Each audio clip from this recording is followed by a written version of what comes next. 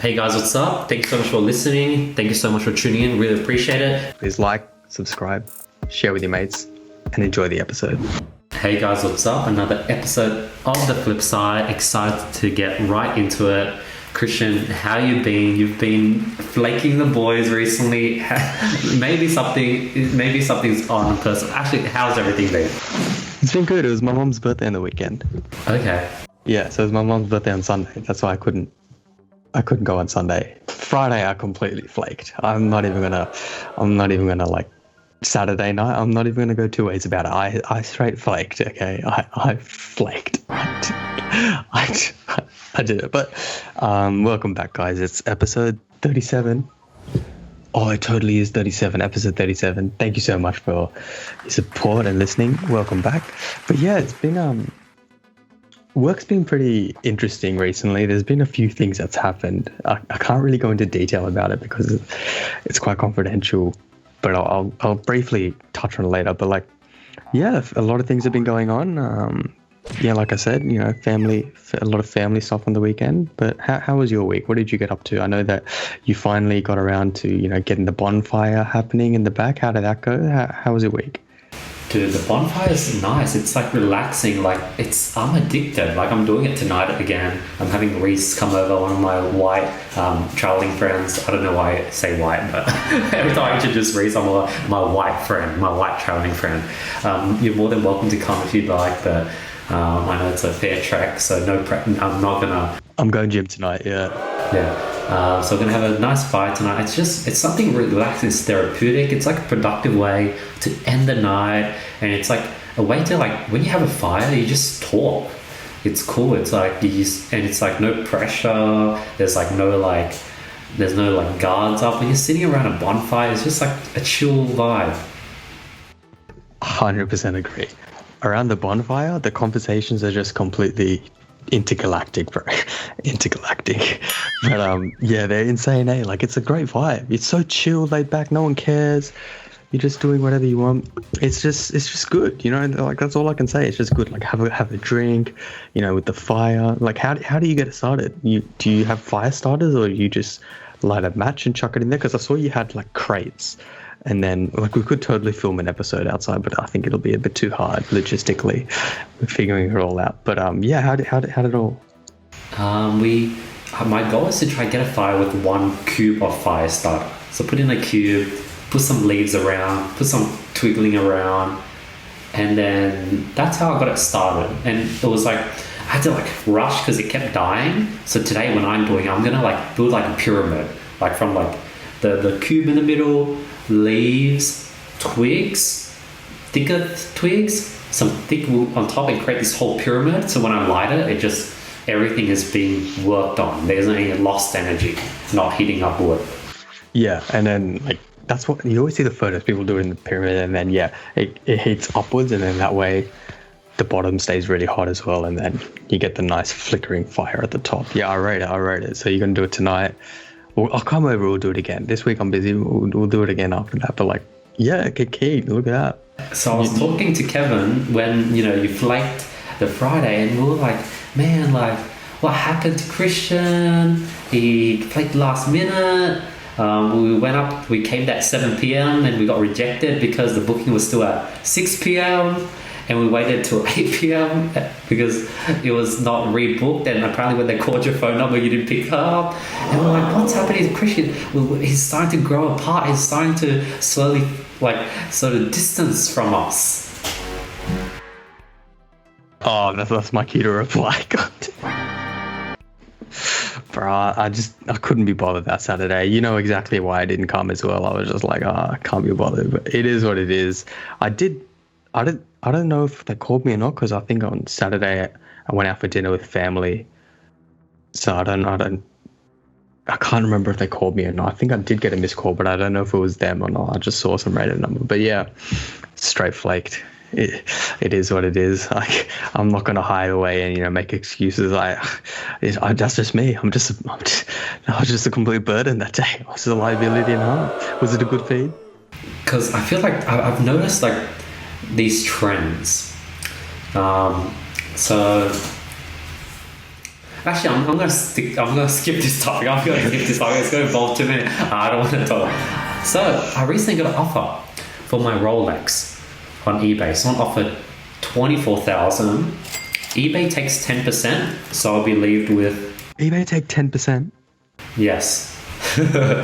What about Gumtree? Gumtree takes 0. So I can message them and be like, hey, can you pay me outside? But I've done that before. My account got suspended for a year. Really? Yeah. They like monitor your emails. Wow. Interesting. So that's 21,600. I bought it for 20,500. So if I say yes, I'll net $1,000 in profit. But I don't know, like I've gotten attached to it. I've started falling in love. Also, I'm stuck to social constructs or like social, like I feel like the moment I sell it, I'm going to be walking around without a wrist and a watch, and people will start asking, oh, what happened to your watch? And I'll say, oh, I sold it. And instantly they'll be like, is Andy gone broke? So that's another thing that stopped me to actually enjoy having a watch. Like I really like it. It looks really nice and something nice to look at. And 3, I sort of want to wait until I get the second one and then sell this first one. And then thirdly, I feel like having the watch for the period of the year, it will probably make me more than $1,000 just from having the watch.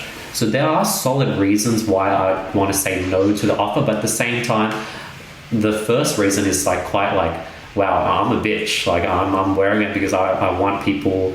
I don't want to sell it because I don't want people to think I'm gone broke. But that's one of the weaker reasons why I'm saying no to the offer, I think. What's your thoughts? You just got it. Yeah. Hold it. Yeah. Hold it for a year. Hold it for a year. You just got it. I don't see a point in selling it at the moment unless there's obviously other reasons, being that you want another one, and it could essentially pave the way for you to get another one in a monetary point of view.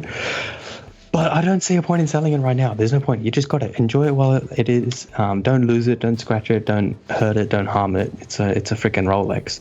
We didn't get to talk about it properly on the podcast as to the process of you getting it in terms of but it's all right. But I don't think you should sell it yet. You just got it. I think enjoy it. You're right, 100%. Look at it every day. Just have it in like a cabinet and just stare at it. That's how you make your returns. And then I think you're definitely deeping it.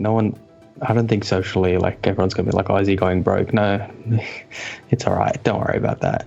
Maybe I think in like higher profile people, maybe like the people that you might associate with, but I guess like the normal people. Did you tell? Oh, you've already told your high school friends and stuff that you got it, eh? Not really, actually. I haven't. They don't know I have a Rolex. Oh, they don't know yet. It'll be interesting to see what they think as well about it. But yeah, just keep it. That's the whole point of it. You know what I mean? Because then, do you want to get another one? I want to keep this one, but I know it's not worth 20,000. Like a watch isn't it's a massive liability. So what was the reason in you wanting to sell it? If you genuinely want to keep it? I think if I were to sell it, it's because one, I should become like Mark Zuckerberg and like Bill Gates and just like live pover. That's so funny.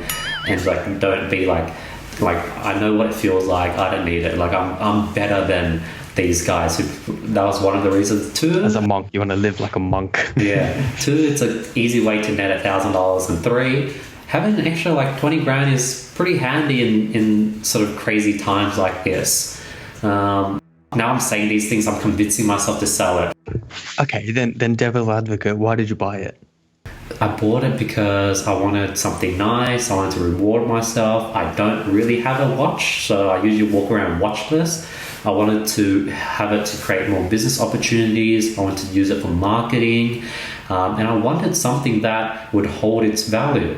So yeah, now I want to keep it. Stop. Yeah, now you want to keep it. Stop. That's it. Done. Stop. That's why I asked you why you want to sell it first, and then why you want to keep it after. Because you want to keep it.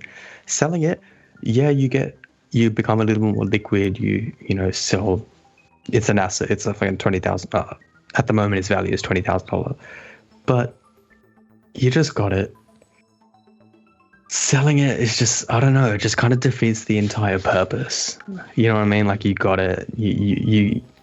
I just don't see the value in selling it yet. I can see the value in selling it in a year. I can definitely see the value in selling it in a year. A, you probably get valued more. You probably get offered more for it. And B, you've had it for a year. You know what I mean? Like, I think my biggest dilemma is if I sell it, when I go back into the store without the watch, Stuart, my sort of representative, he's going to be like, where's your watch, man? Did you resell it? Because you're not supposed to resell it. So I definitely want to wait until I get the next one so that I'll wear the next one. Oh, because the whole culture there's like they essentially look down on people reselling them. Is that correct?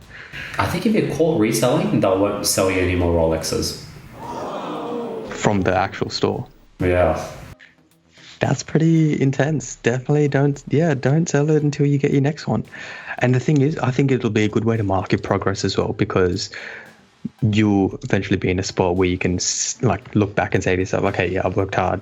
I can afford this other Rolex. I'm going to get another one. And then you can look at selling the first one. You know what I mean? It's like a good way to benchmark yourself against the year that passed. So like we always talk about benchmarking stuff. Yeah, go benchmark yourself with the next Rolex. Work for the next Rolex. You're right. Work off the hard work that you took to get that Rolex, because you've used it all now.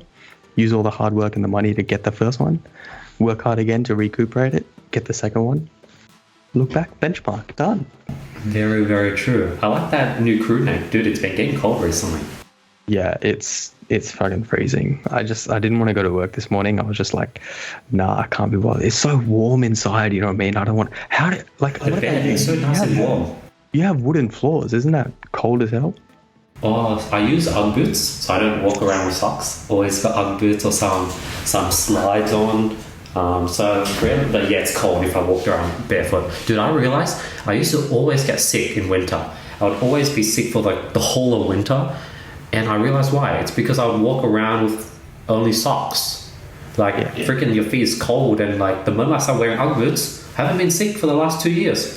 Yeah, you genuinely need a good pair of warm. I say this, and I don't have a pair of like Uggs or the warm shoes. I used to get one. They're so cheap now. I think you get like a pair for $29 or something. Yeah, I know. I really need to get one. It's just, you know how like I throw mine out like every year because it just gets like dirty and just shit. Like it's just disgusting. All the sweat that you recuperate in it. So like I just haven't bought one this year.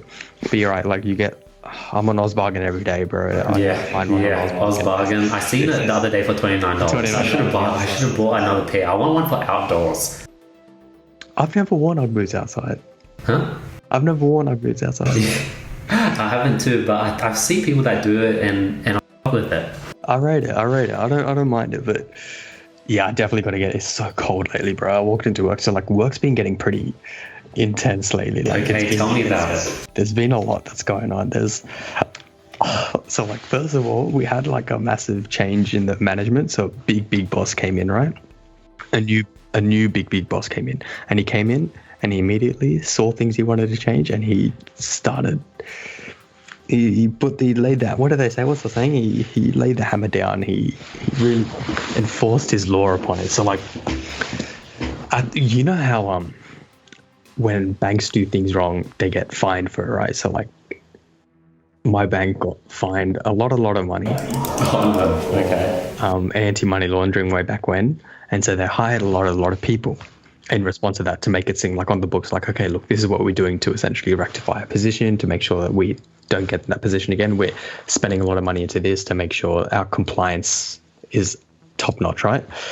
So what do you think happens when the dust settles and, you know, we've been performing good, compliances and being met, we're not breaching? What do you think happens? They start cutting people. Yes. The funding starts moving away. They start shifting the funding away because the dust has settled. People have forgotten about it. There's no need for the AML. Well, there's no need for the increased expenditure within that department anymore. Cost cutting. A lot of heads aren't being rolled, but they're moving into like trying to automate what we do. Right, and then so there's that going on. Then there's been a lot of trouble going on. I don't know if I should say this, but actually I don't give a No one even listens. No one listens from my work anyway. So like the other day I was looking at a payment and it was getting sent to Vladimir Putin. Okay. There was someone sending money to Vladimir Putin. And we thought, this is just weird. This looks fake. Actually, Vladimir Putin, like with the Russian bank detail and everything? Yeah, it was his actual, well, it just said his account. It had his name, it had his address. And I'm like, surely not. Like, there's no way. There's absolutely no way. Like, it's Vladimir Putin. Like, there's no way. Yeah. It turns out it was way. Like, it was Vladimir Putin. Like, how do you verify that? We don't know because someone essentially processed it and approved it. And then later on, higher up people came down and must be like, why the hell was a payment processed to Vladimir Putin? And we thought it was a joke. We thought that it was just like, oh, some random guy, some other random Vladimir Putin in Russia. Like how many, like, there's probably heaps of Vladimirs in Russia, right? And then like, I could sort of literally like add you as a payee on my bank account, name you like Osama bin Laden, and just send money to your BSP and account details. Yeah, technically you can do that, but the way it works in international payments, so with Swift, I'm sure you've used Swift before, right, to send payments, yeah, is it actually gets sent across to the name that they have registered against the BSP and account number, because it's a lot of regulations when you're sending money internationally, etc., right? But yeah, so that happened, and I was just like, there's a lot more stuff that's happened as well. There's like a massive breach, and it's just like, it makes you think, like when you shove a lot of money into something for compliance and making sure that everyone's like, hey guys, look, we know we're pumping a lot of money into this. We're compliant. We're not breaching. We are rectifying our errors. And then slowly afterwards, everything settles down. The money goes away. And it's just like, oh, that's just business, I guess. Like, I'm sure you would have seen something similar in your situation where you've probably spent a lot of money on a certain function, realizing it's not necessary anymore, and then slowly cut back on it. Like, it's just normal. I get it, but it's just interesting to see. No more birthday dinners. No more birthday dinners. Oh. No more birthdays on that topic. We touched it. We're touching it. We're going there.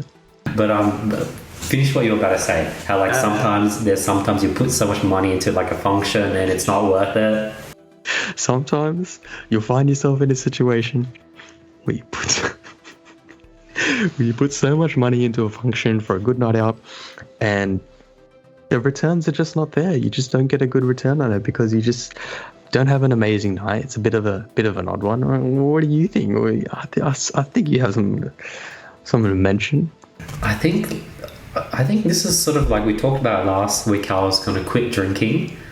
So I was talking to my friend, Reese. He was like, when you do like a birthday thing, like I think in white culture it's the other way around, where like people should pay for the birthday person in white culture, but in like Asian culture, people like us, it's like the person who hosts pays. And for some reason that was like, Reese was like, what? That's weird. Like I've never, what the hell? The person who birthday is the one that shouts. But I also understand both perspective.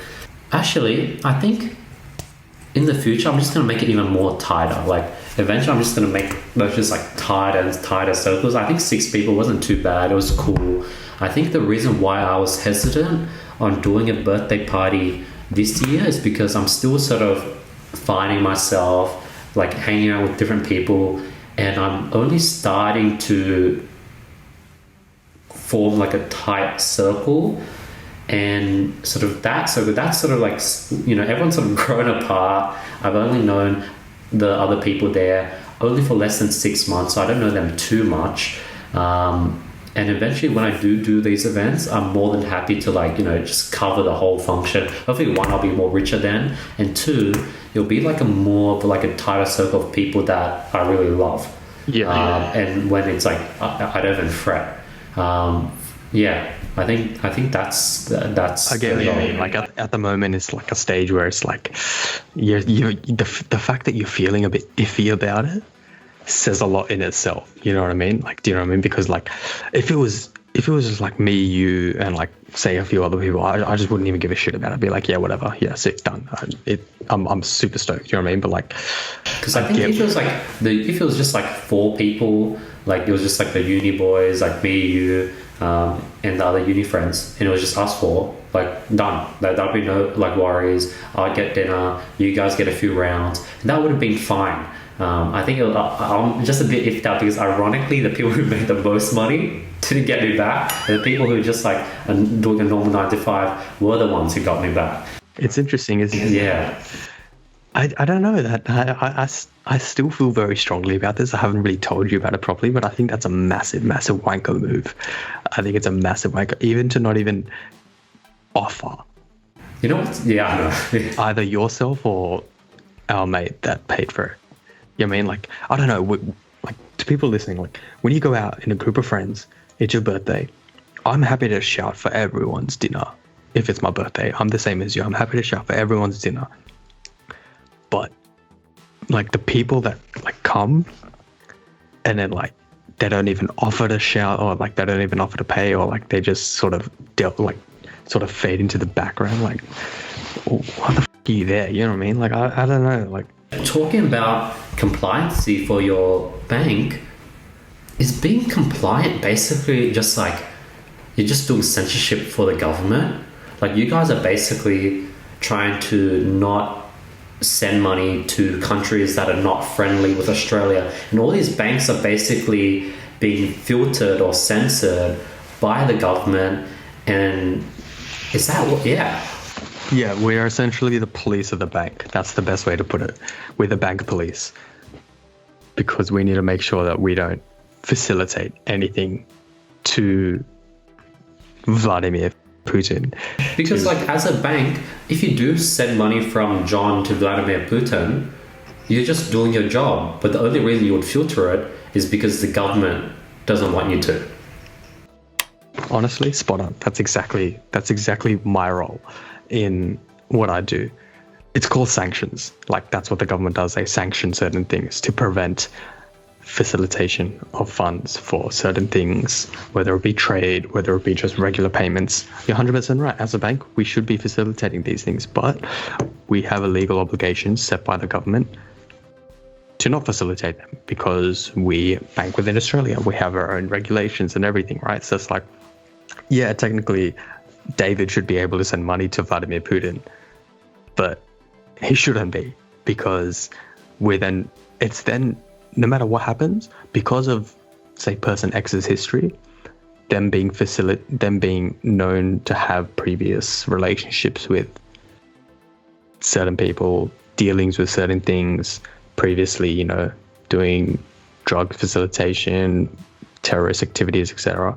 Us allowing money to go to them means we've indirectly funded that. Whether they use it for whatever activities or not, we've indirectly funded, because God knows what they use it for, you know what I mean? So yeah, there's a lot of different ways compliance is met. Because the banks in Australia, they rely on the government and Federal Bank of Reserve? Technically, but also like, well, we can't be facilitating that because, like, I get what you're trying to say, because the banks operate in a separate sort of environment in the sense that the banks are independent, they're privately owned, they're not backed by the government. Why should they have to comply with legal obligations? That's like me saying to you, why can't you sell any drugs? Or like, why can't you, do whatever you want with your business and like not pay tax? Do you know what I mean? Like, at the end of the day, we operate within a governed society. Yes, where, makes sense. Yeah, we can't. It's their rules. We operate here, and those are the set rules. And if we don't like it, we have to move to a different country instead of a company in a different country. Then that's it. And then if you go to a different country, they have their own governing rules. Maybe they don't want to facilitate payments. Say you go to Lebanon. Lebanon wouldn't want to facilitate money to maybe US or whatever. You know what I mean? Like, it's always back and forth with it, or like there's always different things. But like, it's actually very interesting to think about it, the way the world works, because, with the tensions between US and China, there's a lot of things which can and can't pass through. And it's like all these small things which happen in the media, people don't realize it, but they have immediate effect into what gets implemented by, say, the largest financial institutions in the world in terms of what allows to be processed. Because, say, a lot of organizations have customers overseas and their customers in Lebanon. One one error or one small thing that, say, Lebanon does can change the entire relationship between us and another country, and therefore their business. And it's mental. It's like a whole bigger world picture thing, and it's just, you can go on and on and on about it for a long time. But yeah, it's very interesting. Like the other day, I processed payments for, Yes. yeah, they were buying cow leather from somewhere, or they were either exporting or importing cow leather. But yeah, How big was the transaction? It was huge. It was like $1 million or something. Or like, damn. And do they just do a simple bank transfer? yeah, so this was a trade one. So because trade, essentially what it is, you remember the Suez Canal? No, I heard of it. Rings a bell. Yeah, we talked about it. The ship that got stuck on the Suez Canal. Yes. Do you know why that was a big deal? Like why that was like... It held like everything is now delayed, and when stock is sitting there, money's being burned, and time and employees, and Exactly and that. spiral effect. Spiral effect, like domino effect, everything's going on, right? And what we do in trade is there's like obviously a lot of different entities in between that help transport the goods. So I'm sending money or receiving money or sending money, whichever it was, for cattle hide, so like leather.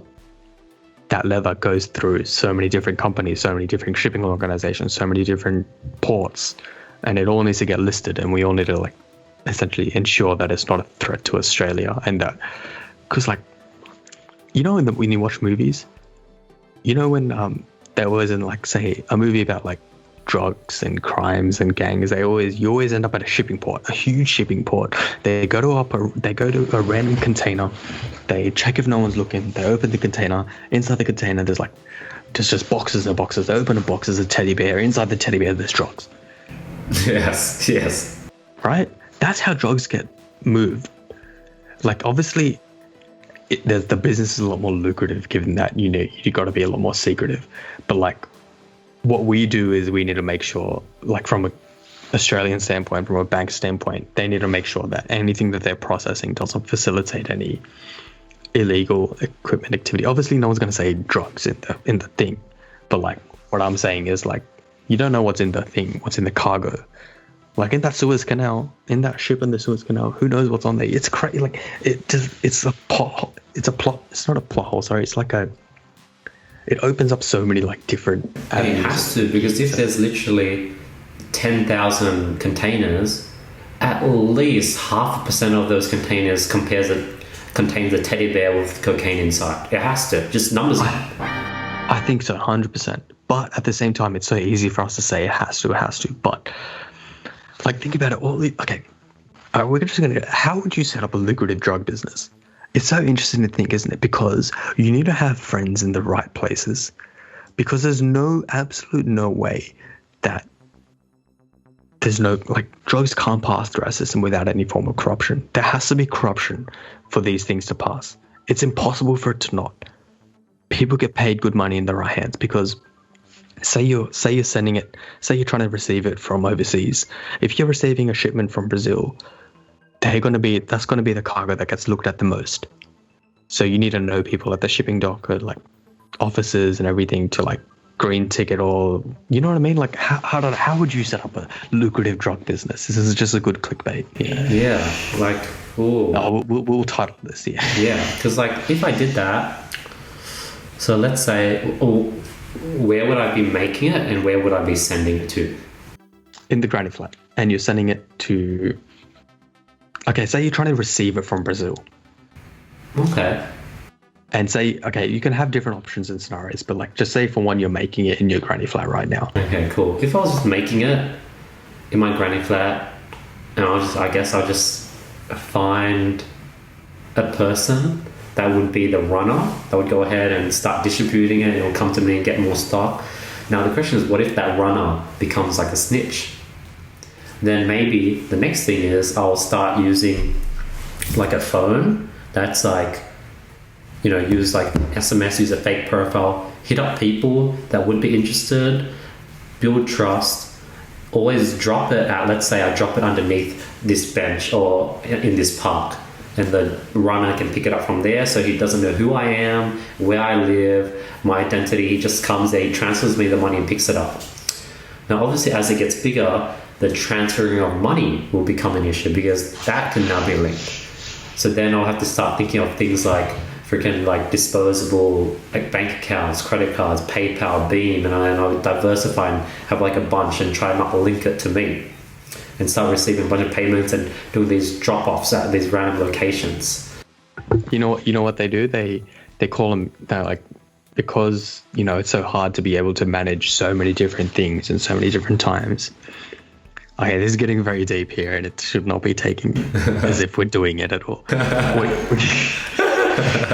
What you could do is you set up what's called, have you heard of what, like, I'm sure you have, like a shell company. You set up a shell company, and you have that shell company owning e-commerce. Okay. Studying.com because you're still... Yes, e-commerce consulting. E-commerce consulting, right? You have a shell company, which is essentially the broader parent that owns e-commerce. Okay. And you can have that as owning a few different other things as well at the same time. And that shell company is obviously just, it does nothing. It has no operations. All it is it's a holding company. Yes. It's the parent company for e-commerce. And you push payments into the shell company as if it were to be earned from e-commerce. Yeah.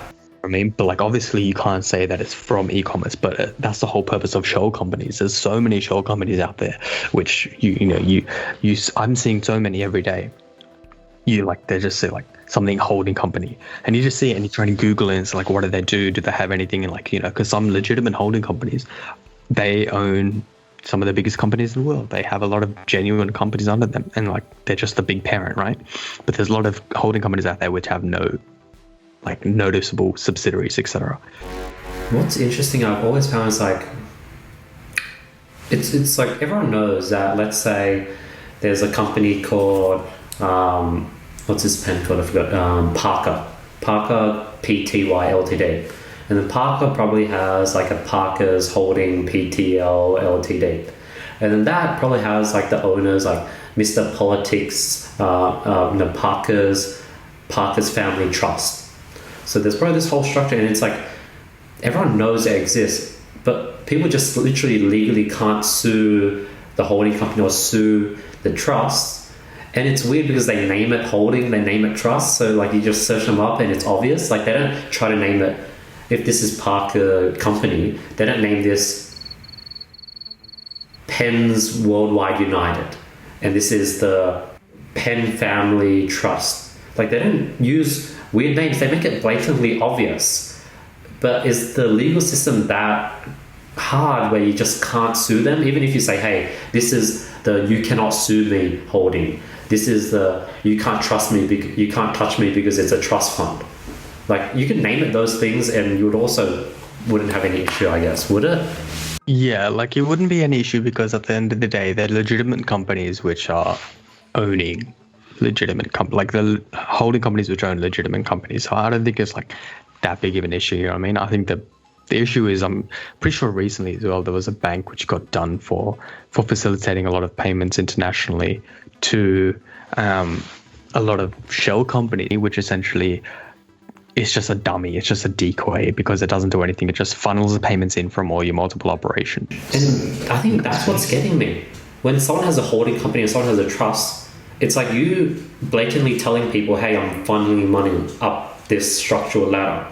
And like, it's like for the world to see. And they don't try to hide it. They just name it holding, name it trust. And everyone knows they're funneling money up, but like, it's okay. Yeah, it's okay. Tax evasion. It's tax effective. It's just smart. Like, that's what you have in a trust. You have the trust, and you make distributions out to yourself, and then they're tax deductible. And as a result, the income that you get, it's like less tax that you pay on that as well. So it's all a game. Like there's reasons why there's so many of this. It's all a game. Like life is just a game. You know what it is? I think the government set up this tax structure, and all the smart people found a way to follow the rules legally, but this is a setup where you legally follow it and you don't break any rules. So people just like got really smart and just was like, hey, okay, this is how you do it. It's like freaking Nike just creating this really cool shoe that makes you run faster. They didn't really break any rules. Like, these are the rules. They stuck to the rules, and now you have this shoe that's compliant but also makes you run faster. I guess that's how life works. You do something, smart people are always going to find a way around it that's legal. Yeah, 100%. And that's what you need to do in order to get to where you want. You can't just, like, you got to understand what you can do, what you can't do, what's within your jurisdiction, what's not. And then as a result from there, move into a further. But like, yeah, like it's just interesting, right? Like, but a massive disclaimer, like, we're definitely not funneling drugs anywhere. We're definitely not, like, most definitely I'm clean. Yeah, like, it's just, no, just think about it, just logistically. I don't have the time or patience for that shit. It's so stressful. It's just way too stressful. Dude, I was watching Suits, and like freaking Mike Ross went to jail, and it was tough in there. I was like, I don't want to go to jail. I'm thinking of like how I'll survive, and I was just like, let's just not focus on not going to jail. Do you think jail is as glorified as it's made out to seem to be? I've always wondered. There's only one way to find out. Yeah. Because those movies have to be based on something. Something I've been thinking about a lot recently is like Jerusalem. Like, and then the story of God and the story of Moses. Like, these stories have been repeated in many different cultures and many different sort of generation, that you just have to think that there was something that was quite similar. For example, the sunken city of Atlantis. Like, it's been told by so many different cultures and so many different generations that something must have happened. Not the same story. The story probably got exaggerated and expanded, but something similar must have happened. I had this metaphor in my mind where, for example, something happens in today's world, and for example, let's say something happened 50 years ago. The way we're telling it now, it's like, it seems a bit like fiction. For example, mafia movies. Like, that seems like a freaking fictional book, but it's based on true events, and as time goes on, people will literally, in 100 years from now, even if we keep the story the same, people are like, what the f***, how did that happen? You know what's the biggest example of that? Yes, please. I reckon World War II. World War I, World War II. Like, down the line, it could get to, like, it's been like 100 years already, and we always never forget. We never forget. Obviously, lest we forget, etc. But do you think like it could be like that, like in terms of down the line? But like, I think that's just well too painted into our history to be essentially taken as anything other than fact. You know what I mean? But it's interesting. Like, I get exactly what you're trying to say. You know where I got it from? I got it from all these things that show freaking that his civilization has gone through a reset. Like, for example, how the Egyptians, freaking there's carvings of them showing light bulbs and electricity and evidence of like them being smarter than they are, and we still don't actually know how they built the pyramids. There's these temples in India where the engravings are so detailed. It's 3D, it's structurally amazing, and like with today's technology, we can't really do this unless we have like a million people carving shit with hand doing it, which maybe they did, or maybe they had some freaking crazy technology and we just don't know how they built it. But we have all these stories of like freaking Moses and how the Nile River dried up and Cleopatra and all these things. Maybe there's a reset, and all of a sudden now we're talking about like, you know, Donald Trump and he's some god. You know what? We're gonna do a conspiracy episode next week. Or like in the few weeks. We'll do a that's conspiracy such a good idea. We'll do a conspiracy episode just look at what the people are thinking about, and actually like. But I get what you're trying to say, because like, yeah. I know what brought it up, because Alex Jones on the Impulsive podcast was talking about how like the government is aliens, how China's incubating a virus, how freaking the government is lizards. And like all this weird, crazy, like the shooting in America in 2012, I forgot what's it called. The one where the shooting of the thing, that was all staged because the government wanted to ban guns. So you had all these crazy conspiracy theories. But it's crazy how the China one was true. He predicted that before COVID came out. Did he actually? Yeah. He said, China's incubating a virus. But if you think about it, if he screams 20 things and one of the 20 things is correct, it's like a Simpsons predicting the future type of thing. Okay, that's a bit whack though. That is whack. Like that I just don't get. It's just weird and whack, but that one I sort of do get because I feel like Simpsons, every episode, they create 50 fictitious things. So if they have 1,000 episodes, that's 50,000 things, and obviously 3 of them are going to hit perfectly. Yeah, I get what you mean. It's just a small, really, I forget how many episodes of Simpsons are because it's still running, and it's I genuinely forget how many episodes there are. But yeah, that's 100% true. It's like when if you hit a ball 20,000 times, you'll eventually hit the target at X a number of times. It makes sense. It is what it is. But yeah, I definitely want to do I don't know. I think we might lose brain cells doing a talk about conspiracy theories. Thing is, we have to go into it just 100% into it because otherwise see the other side. See what people are talking about, why they really think the world is flat, Earth is flat. I want to dig into it and empathize with the conspiracy. And it's fun. It's actually pretty fun. But we don't want to go too deep. We want to maintain and retain an amount of level-headed understanding about ourselves to refrain from us falling that deep into that. So I've recently noticed that, you know how me and you, we were frustrated with hanging out with people who talk about themselves and never ask questions for you to share your story, and it's a one-sided conversation, and you sort of enable it because we are good at asking questions, so we sort of enable them to keep talking about themselves. And I realized that I'm sort of at fault of the same thing. For example, amazing listeners like you, Krishn, where you allow me to just talk about me forever, and I forget to ask you questions and hear how things are going on your end. And it's like a drug. If you're really good and you're constantly asking me questions, it's so difficult for me to not keep talking because there's this person that's just actively listen, and forget for me to snap out and be tell me more about what actually happened at work, Krishn. Tell me more about what you said. And I empathize with people who we enable to talk. Yeah, I know what you mean, but I feel like it's a two-sided thing. One, we're genuine people who genuinely enjoy listening, as opposed to just sitting through that stuff. Depends on obviously who's talking, obviously, but I generally enjoy asking questions and listening. And then two, if it's no hard feelings, there's no hard feelings, you know what I mean? It doesn't really matter, but I get what you mean. Some people, amongst people that are really close, it's completely fine because it's just normal, you know what I mean? I don't really like it, I love it, but some people they really what's the word for it? They make the most of it. They make the absolute most of it, you know what I mean? Yeah. God damn. Because 2 things. One, if we do go through these podcasts, I think I do talk a lot, and I do forget to ask you questions and hear things about you on your end. And 2, I do remember scenarios where I would catch up with, say, there was this girl I caught up with. She was super cool, asked amazing questions, and I was just talking a lot because I was I think I just went through a week of just hanging out with people that were talking to themselves. So when I got the chance to talk about me, the floodgates just opened. Verbal diarrhea admitted. And 2, she was just really good at listening and good at asking questions. Well, I think I just burnt her out.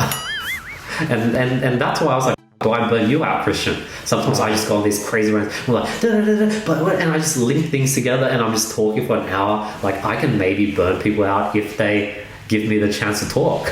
I won't lie.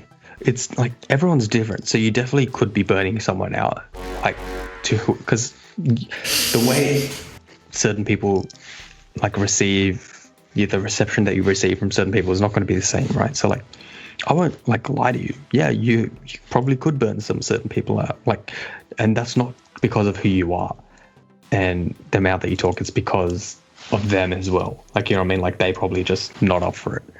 And I think so. You can't just just say from like a point of view, like I probably do that. I definitely will. People like, you probably do, but it's not your fault. Like it's not on you because, like, yeah, it's the way you receive and recept it like, differently. You know what I mean? Like, I think you're right. One, attract people who like talking, and two, I'm learning how to match my energy. I think I've always been good at knowing to not raise my energy to match other people, because then I'm going to burn myself out.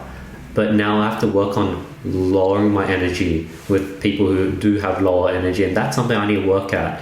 And it's crazy how like I'm trying to get more and more self-aware, but humans are naturally hypocrites.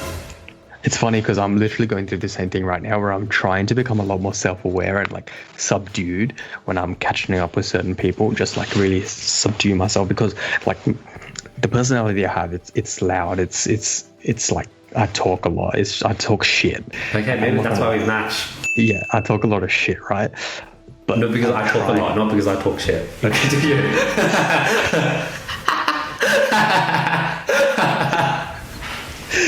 I talk a lot of shit. But in saying that, I do talk shit, but I hold like I can have genuine conversations as well, right? Like I'm not like a retard. I just like talking shit. But what I'm saying is, I need to also learn that, like, I'm trying to do that same thing, like subdue myself around certain people and like, you know, just read the room, because yeah, like I am loud, I am bubbly, I am like, you know, I like to, you know, have a joke and like I like to just be out there, but at the same time I need to learn. I'm trying my best around certain people, like I said, subdue myself, take a step back, don't overshare. What's that thing you said? Don't overshare, don't tell anyone, keep to yourself, keep private. Like 100%. I saw that, I'm like, yeah. Because like it's weird, because I think the biggest thing, one, I always regret every time I unnaturally share something when people's not asking, I always regret it. 100%. 100%. I regret it. It's like, why did I do that? Why did that come out of my mouth? Yes. Two, you don't get the reaction that you're usually looking for because they're not looking to hear that, and people aren't usually nice.